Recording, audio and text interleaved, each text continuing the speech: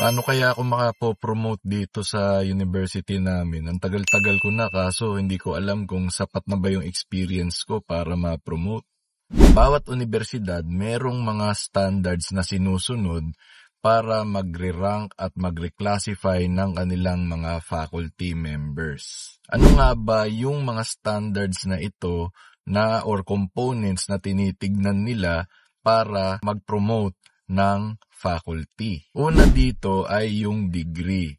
Mas may edge ka kung ikaw ay may doctorate degree o kaya postdoctorate. Depende po yan sa standard na university. Kasi may mga premiado tayong pamantasan na mas nire-require nila na magkaroon ng doctorate para ikaw ay maregular. Andyan din ang research and publications. Kaya napakahalaga dito na ikaw ay prolific sa pagsasaliksik o research. Nakakabuo ka rin ng mga publications, halimbawa mga libro o di kaya mga creative works, malaking bagay yan. Kasi ibig sabihin, meron kang contributions pagdating sa iba't ibang larangan base sa iyong specialization.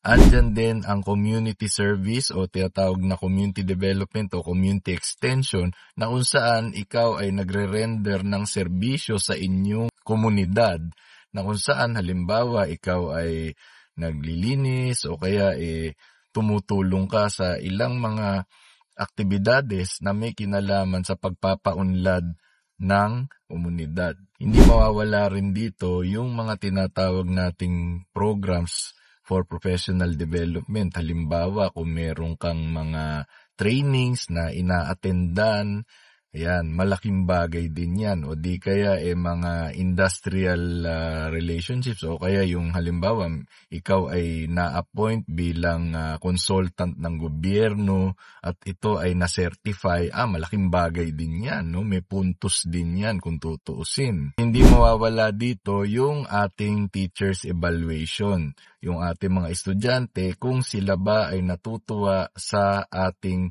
pagtuturo. Hindi lang naman yung sa husay natin sa pagtuturo, kundi nandyan din yung balanse, no? Yung consideration, andyan din yung paano natin dinadala ang ating sarili habang tayo ay nagtuturo o nakikisalamuha sa kanila. Iba-iba ang treatment ng mga universidad base sa percentage na binibigay nila sa mga components na nabanggit.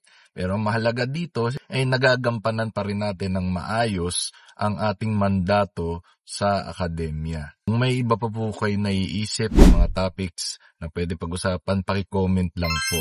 Yun lamang po. Maraming salamat.